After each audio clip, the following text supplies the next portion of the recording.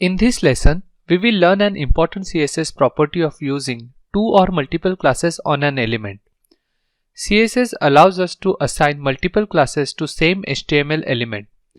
Using multiple CSS classes on an element helps in multiple ways. 1. It is one of the best ways of defining complex web page layout and design. At times, we have to make minor changes in an element while keeping everything else just the same. This can be achieved by using multiple classes on the element we plan to make changes to. 2. Use of multiple classes on an element is a core part of designing web pages using Bootstrap. Bootstrap has a number of predefined classes. To use styling defined in these predefined classes, at times we have to assign two or more classes on single HTML element. Let us demonstrate use of multiple classes by using them on this web page. This page contains list of partnerships of Batman. The HTML code for the web page is provided in the helper text. You may copy it and use it in the index.html page. For the purpose of demonstration, we are using internal CSS. Ideally, you should always use external CSS file. Now let's have a look at the code. Here, we have defined a class named wrapper within the style tag. The wrapper class has following properties. It defines font size as 14 pixels, font type as sans serif, and margin left as 10 pixels. We have assigned this class to div elements that we are using in the code. The partnership text here is heading of the list. Let us make it appear different than the list content. We can do that by increasing font size and by making this heading text appear bold. To achieve this, let us define a new class named important text and define new properties that we would like to assign to the heading text. This is how we will do it. The important text class defines two properties. It assigns font size as 16 pixels and font weight as bold. Since we want to change appearance of heading text, we will assign both these classes to div element containing this heading. Here, you should note an important thing. The order of assigning class to a div element, that is, order of value we assign to class attribute, is irrelevant.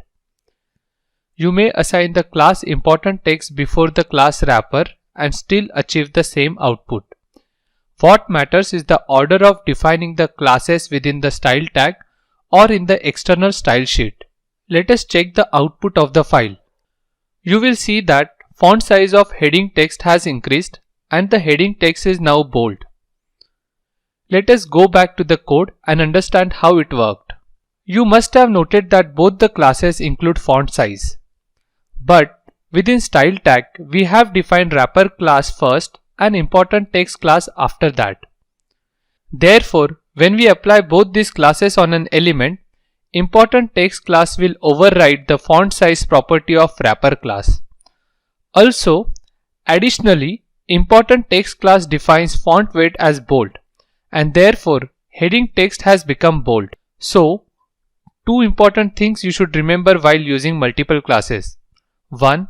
If two classes assigned to a given element has different values for common attribute, then class which is defined later in the external style sheet or within the style tag will override the properties of the class defined first. 2. You can use second class to assign additional properties as well. As an exercise, change the order of defining these two classes within the style tag and see if you are able to change the font size of the heading text or make text appear bold. In this lesson, we learned how to use two classes on an HTML element. The method remains same if you apply 3 or more classes to an element.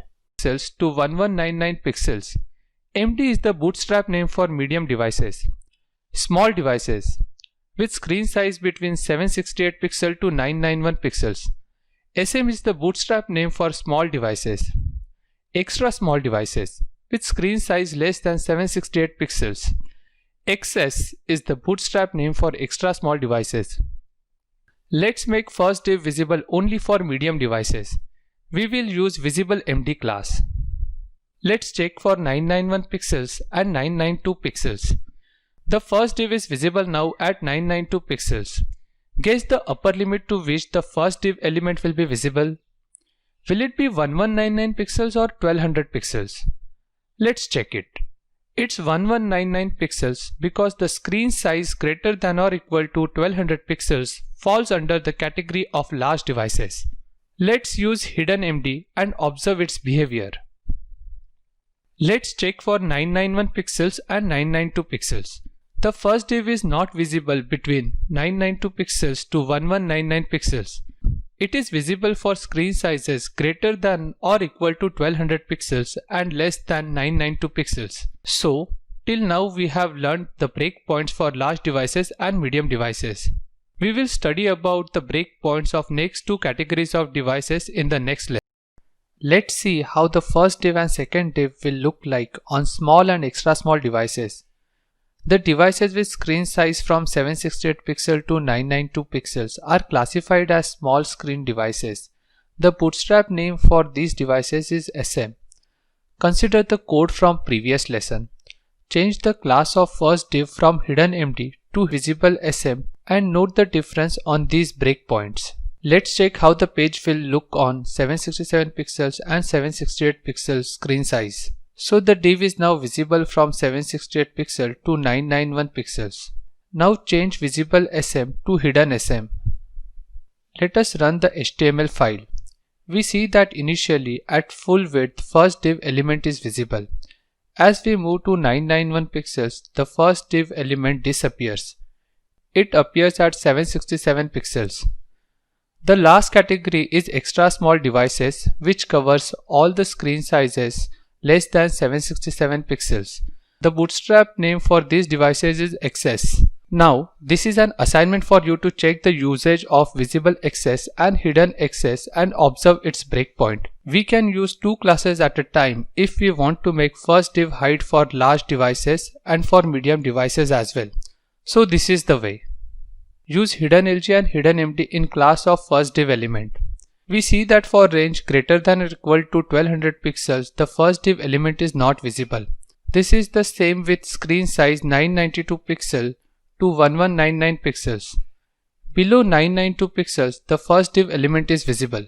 This marks the end of breakpoint topic in Bootstrap. Ensure that you understand and practice LG, MD, SM and XS classes. These are basics of Bootstrap classes. In the next lesson, we will learn about more classes of Bootstrap.